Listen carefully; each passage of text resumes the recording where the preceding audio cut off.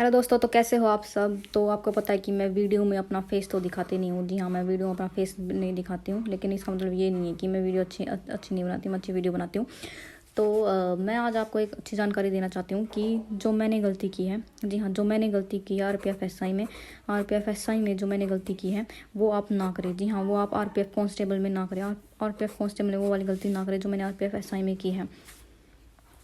दरअसल मेरा जो RPF SI का एग्ज़ाम था, जी हाँ, RPF SI का जो एग्ज़ाम था वो सेकंड शिफ्ट में था। जी हाँ, सेकंड शिफ्ट में था, लेकिन वो मेरे घर से बहुत दूर था। वो नोएडा सेक्टर 62 में था।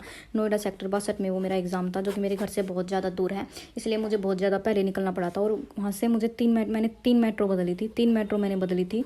और सबसे गंदी बात यह है कि उन तीनों मेट्रो में मुझे सीट बिल्कुल नहीं मिली थी। मुझे खड़े खड़े जाना पड़ा था, जिसकी वजह से मेरी तबीयत थोड़ी सी, मुझे हेडेक हो गया था, सिर दर्द हो गया था। और जैसे ही हम एग्ज़ाम सेंटर के बाहर पहुँचे, जी हाँ, तो मैंने देखा कि वहाँ पे बिल्कुल सीट नहीं, क्योंकि बच्चे बहुत पहले ही पहुँच चुके थे। तो वहाँ पर बिल्कुल भी सीट नहीं बची थी। तो वहाँ भी खड़े रहने पड़ा, क्योंकि मैं 1 घंटा पहले पहुँच गई थी, कहीं मैं लेट ना हो जाए, इसलिए मैं 1 घंटा पहले ही पहुँच गई थी। तो 1 घंटा वहाँ पर खड़े खड़े मुझे बिताना पड़ा। लेकिन मैंने वहाँ देखा कि वहाँ एक चाय की दुकान है। जी हाँ, एक चाय की दुकान है। तो उसे देखकर मुझे थोड़ी सी खुशी मिली। मैं थोड़ी सी हैप्पी हुई वहाँ पर कि चलो चाय की दुकान है। तो मैंने वहाँ पर चाय पी, और फिर चाय पीने से मेरा जो माइंड है थोड़ा फ्रेश हो गया था। माइंड मेरा वहाँ पे बहुत ज़्यादा थोड़ा फ्रेश हो गया था। चलो, किसी बात की तो खुशी हुई। फिर एग्ज़ाम स्टार्ट होने लगा, तो हम अंदर जाने लगे। तो एग्ज़ाम वहाँ स्टार्ट हुआ, तो बायोमेट्रिक वगैरह वहाँ पे हुई। तो ये सब होने के बाद एग्ज़ाम स्टार्ट हुआ। और स्टार्ट होने के बाद मेरी सबसे बड़ी गलती यही थी कि जो मैं मॉक टेस्ट में करती थी, मैं मॉक टेस्ट में भी यही गलती करती थी, लेकिन उस टाइम मुझे किसी ने बताया नहीं, और मैंने भी इस बात पर ध्यान नहीं दिया। तो मॉक टेस्ट में मैं सबसे बड़ी एक ही गलती करती थी, और वो, हाँ, तो मैं यही गलती करती थी कि मैं पहले जीके, जी हाँ, मैं जीके पहले सोल्व करती थी। मॉक टेस्ट में भी जीके पहले सोल्व करती थी, फिर रीजनिंग करती थी, और फिर मैथ करती थी। तो उस टाइम तो मैंने कभी ध्यान नहीं दिया इस बात के ऊपर। लेकिन अगर मैं उस टाइम पे ध्यान दे देती तो आज ऐसा नहीं होता, शायद मेरा एग्ज़ाम अच्छा होता। नंबर चाहे आए ना आए, सिलेक्शन चाहे हो ना हो, लेकिन ये तो हो जाता है कि हम नंबर अच्छे लेके आए थे, मतलब अच्छे नंबर लेके आए अपनी पढ़ाई के अकॉर्डिंग। तो सिलेक्शन की तो बाद में देखते, लेकिन बाद में देखी जाएगी। जी हाँ, जीके सोल्व जब मैं पहले करती थी, तो मॉक टेस्ट में मेरे से खास, मतलब जीके में ज़्यादा नंबर नहीं आते थे, लेकिन मेरे रीजनिंग और मैथ में बहुत ज़्यादा अच्छे अच्छे नंबर आते थे। इन दोनों में अच्छे नंबर आते थे, और जीके में थोड़े कम नंबर आते थे। लेकिन ये है कि हाँ, मॉक टेस्ट में मेरे अच्छे अच्छे नंबर बन जाते थे। लेकिन वो कहते हैं ना कि यहाँ पे घर पे करो और फिर एग्ज़ाम सेंटर में करो तो बहुत ज़्यादा फ़र्क पड़ता है इस बात का। तो वही हुआ मेरे साथ। मैंने पहले जीके सोल्व की।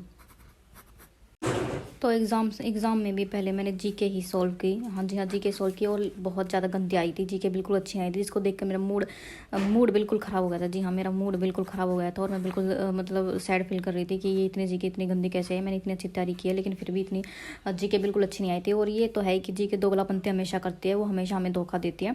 और हमेशा हमारी, मतलब हम चाहे कितनी भी मेहनत जीके में कर, लेकिन वो हमेशा हमें धोखा देती है। तो जीके का तो हमेशा यही रहता ही है। तो जीके का तो हमेशा यही रहता है कि वो धोखा देने में आगे रहती है बिल्कुल ही।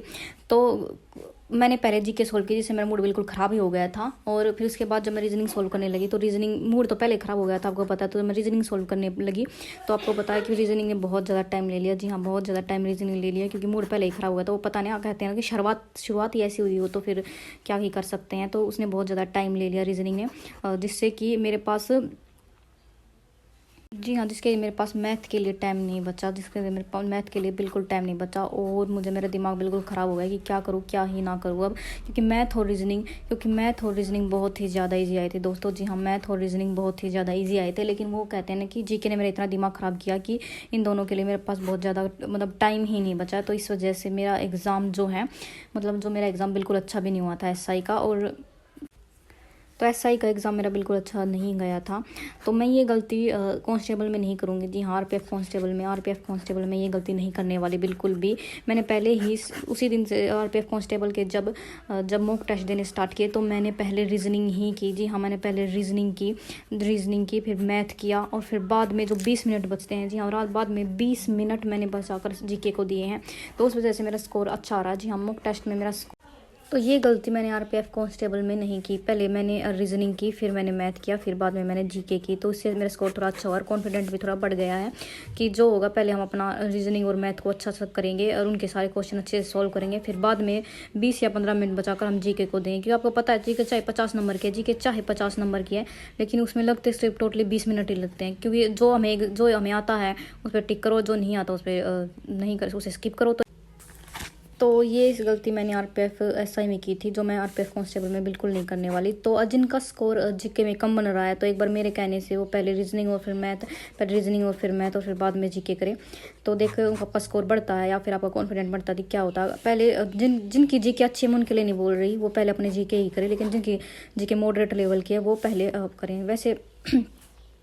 वैसे तो मैं तो पहले रीजनिंग ही करूँ, तो मैं तो पहले जीके ही करूँगी। जी हाँ, पहले मैं जीके ही करूँगी, मतलब मैं पहले रीजनिंग ही करूँगी, सॉरी रीजनिंग ही करूँगी। जी हाँ, पहले मैं तो पहले रीजनिंग ही करूँगी।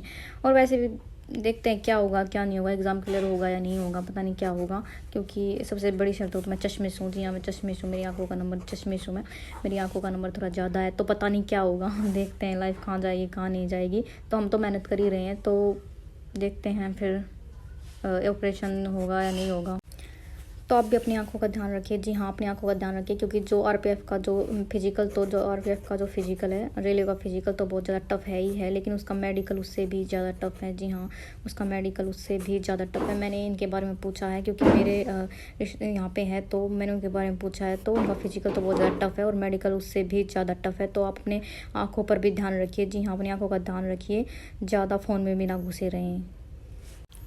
तो आप ज़्यादा फ़ोन भी यूज़ ना करें, अपना जो है कि बुक से पढ़ें और ज़्यादा ऑनलाइन क्लासेस भी ना लें। और सुबह जब आप उठें तो अपना जो सलाइवा है, जी हाँ, बिना कोला करे जो आपका जो सलाइवा है उसे आँखों में लगाएं। जी हाँ, उससे आपकी आँखें ये है कि आपकी आँखें ठीक रहेंगी और ज़्यादा दर्द भी नहीं होगा। जैसे कि आप ऑनलाइन पढ़ाई करते हैं, आप यूट्यूब से ऑनलाइन पढ़ाई करते हैं, तो उससे आपकी आँखों में ज़्यादा दर्द नहीं होगा और धीरे धीरे ठीक हो जाएंगी। हाँ, रात को आप कोला करके सोएं, या फिर रात को आप ब्रश करके सोएं या कोला करके सोएं, और सुबह अपना जिसको बासी बोलते हैं, बासी सलाइवा अपनी आँखों में दोनों आँखों के लेंस पर लगा लें, मतलब अपनी दोनों आँखों के अपने लेंस पर लगाना, तो इससे आपकी आँखें ठीक रहेंगी, उनमें दर्द नहीं होगा।